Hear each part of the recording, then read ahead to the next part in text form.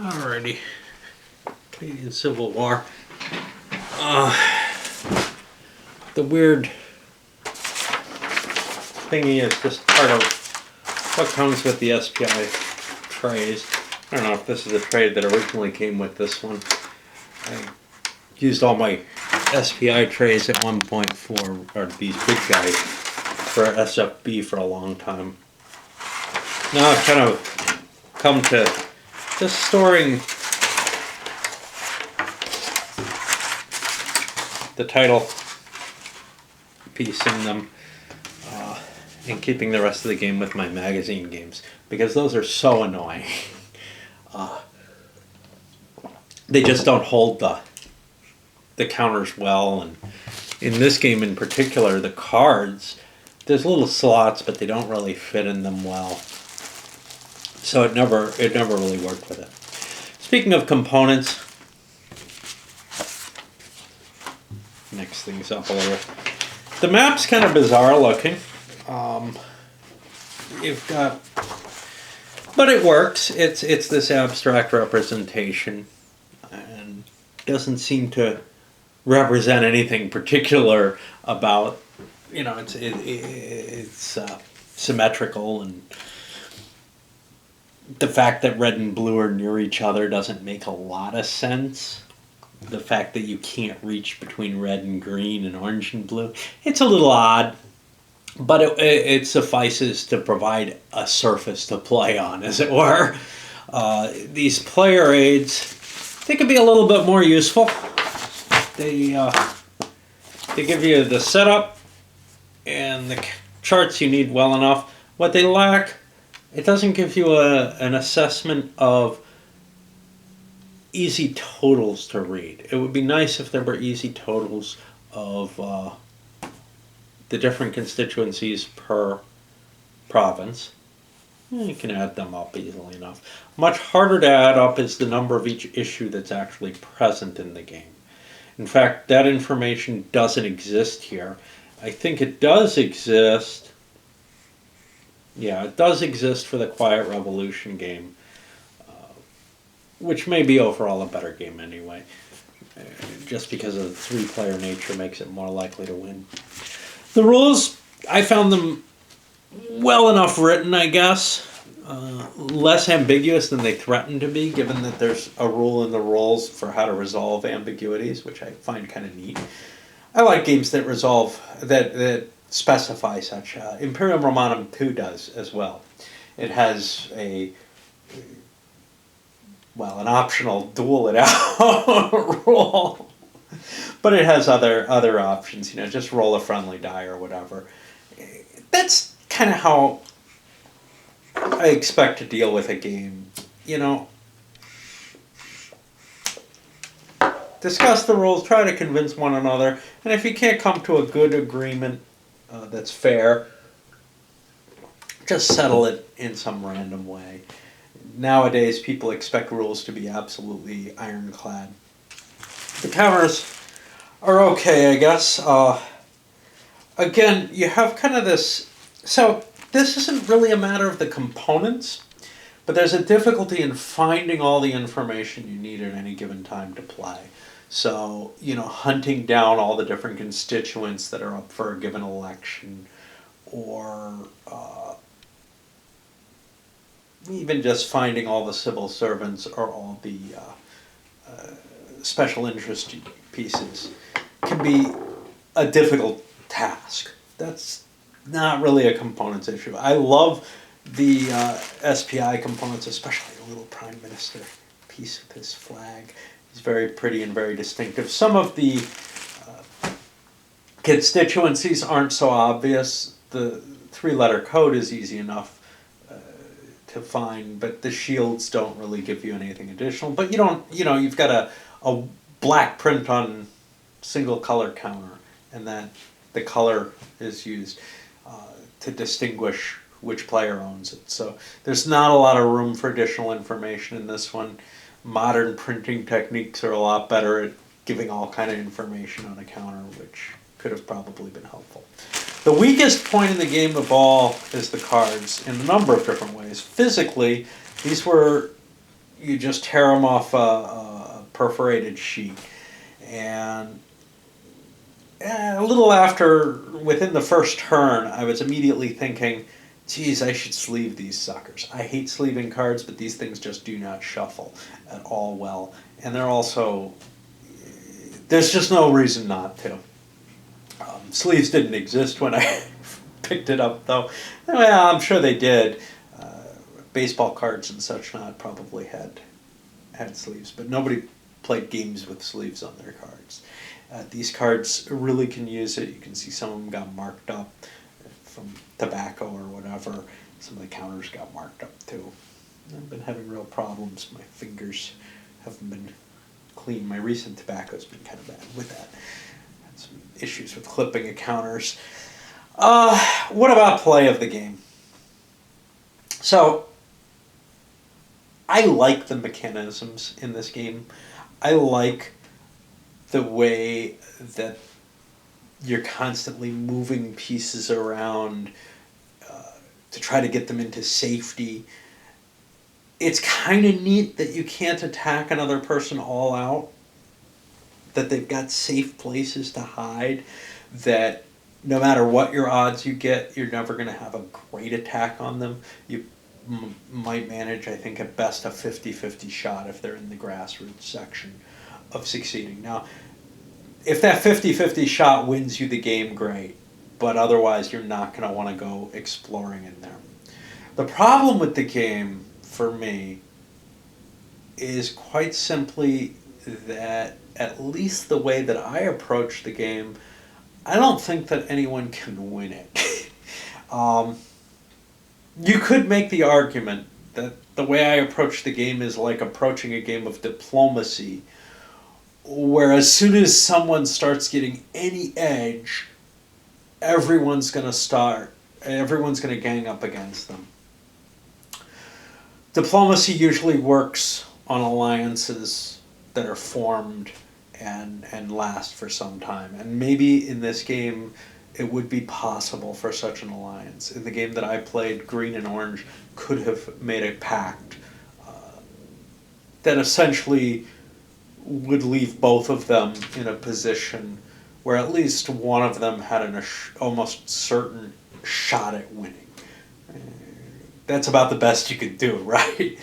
The problem is, though, that at any point that you start getting close, everyone else should probably want to stop you, and it's fairly easy to do. Given the fact that crisis cards only operate so long as a majority of the votes agree that they operate, and that the crisis cards are essentially unnecessary because you could simply say, well, you know, I mean, they're not. They add additional crises that you can play on your turn, but what they essentially can be ignored because a coalition with enough votes can make any crisis they like once per player turn. And a coalition with enough votes can stop any crisis played by card. There's a lot of shake-up and chaos type cards in the game, which also, as you approach and start to get, powerful, like we saw Orange get powerful, it's very easy to undermine that power just by throwing elections and such not at them. They have to basically own the deck of interesting cards. The elections in regions that they really need, the civil servant shakeups, etc., the special interest shakeups. They have to own all that as well as the pieces that go with it. And usually you can't get the pieces that go with it without playing the cards some of the times. So it just tends to never really fall into someone's hands that they own the entirety of the power that they need to pursue a victory. And unless they come to some sort of alliance that is sort of blind to the chance of victory, I don't see where they're going to get to victory without getting the constituent power base. that they need. The constituent power base does allow you to kind of say, well, I am the alliance. I can continuously bring up issues and prevent issues from going into the crisis zone. And once somebody gets into that position, if they could get stable in that position, they're assured victory. But getting to the point where you are stable in that position is very rough. I think practically impossible against players who kind of know what they're doing. Maybe I'm wrong. Maybe if you play the game for 15 hours or whatever, maybe it will tend to coalesce into that kind of situation. Then there's this weird national emergency thing, which you didn't get to see because I don't think the rules really make a lot of sense in terms of representing Canadian politics. But what they allow you to do is, if you get bored of the game and you're the guy with the least issues, you can basically end the game. Probably not in anybody's victory, which feels kind of cheap if you're the guy who ends up not winning but not losing.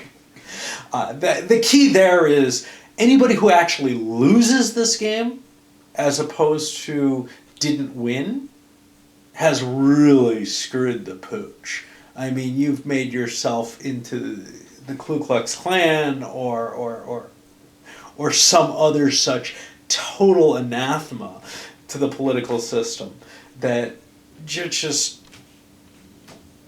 you're unimportant anymore. Your whole viewpoint is completely discredited. You've done something that stops your view from even being possible anymore. And the best you can hope for once you start a national emergency is to make other people lose and you not win. That's the best you can hope for. And at that point, usually it's the weakest person who's trying to cause the national emergency, and nobody's going to go along with you because they can all get the best of possible solutions at that point, or situations at that point, which is, I didn't lose the game and someone did, by simply siding with the power. So the way the rules are structured, it seems to me absolutely insane that anyone would go for the national emergency. But if, let's say, someone is doing well and has been a total asshole throughout the game, yeah, I could kind of see trying to make them lose. I could see that possibility, maybe. You know, destroy your government with the hopes of making someone suffer. And that still seems pretty damn ugly, though. I mean, that's along the lines of trying to collapse Rome and Republic of Rome. Or trying to kill everybody off in a pandemic because someone was bossing you around too much. It's just like, whoa, you're really not buying into this game. You're taking, the destruction of your country, essentially, with not enough impact as to what it would be. Anyway, the biggest flaw for me in this game is the balance issue. And what it comes down to is I've had fun every time I've played this. Even this time when I kind of approached it very poorly, and I've approached it poorly in a poor state other times, I've really enjoyed it because the little mechanisms are fun. But then they grow tiresome. And long before the game gets to any kind of completion. And the same is true when I've played it multiplayer. It's fun for a while, but it's just not something that you don't feel like you can get to a completion without kind of breaking the spirit of the game. That completion being either via the national emergency, which you can, that can happen at any point, or via playing it out, making those kinds of alliances that I don't think really suit the game well. I think it feels like there's this carrot dangling in front of you that's kind of cool for a while, but eventually you get tired of chasing it. And then the question is, do you just pack it in, or do you start doing things that I think break the spirit of the game completely. And I mean, why do you want to play the game? You want to play it for enjoyment and maybe for some of the simulation value, whatever there is to this game, which I'm not sure there really is that much. If there is, it's at a very abstracted level, because you're not looking at elections being called for the reasons that they'd be called. They're called by cards. And you're not really looking, the players aren't parties. The players are currents of thought that may run through multiple parties. Parties, if I'm not mistaken, I don't know a lot about Canadian politics, but parties in Canada tend to be surrounding certain issues. So, there might be a social welfare side with the Labour Party. There might be, and that party is very federalist in its approach to labor because it's simpler to do it that way. There may be parties that are opposed to that social welfare that become more, not separatist, but, see, federalist is a weird term because federalism doesn't really imply the federal government, at least in the U.S. So it kind of strikes me as strange. But let's go with that autonomous, I don't remember what it's even called, something autonomous, not moderate. I can look real quick. Provincial autonomous, which is sort of the states' rights folks. And then the provincial moderates are kind of looking at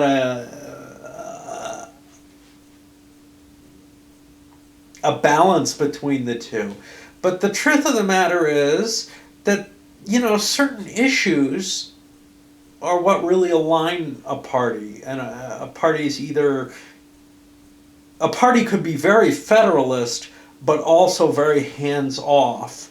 Or it could be very federalist and very interventionist. By hands-off, I mean it could federally mandate that certain things not be interfered with.